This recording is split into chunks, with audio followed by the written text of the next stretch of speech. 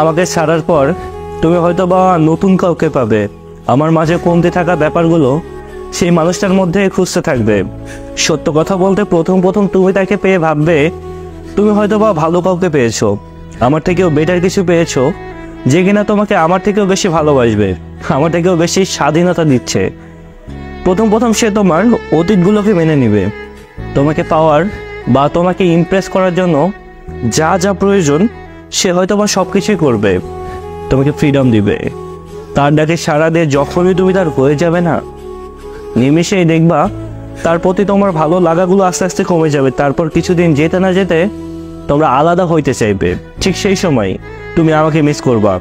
আমার কথাগুলো তখন তোমার মনে পড়বে। যত যাই হয়ে যাক, তোমাকে কখনোই ছেড়ে যাওয়ার হুমকি দিইনি। সেই সময়, সেই মুহূর্তে তুমি আমাকে মিস করবা, তুমি আমাকে আবারও পেতে চাইবে।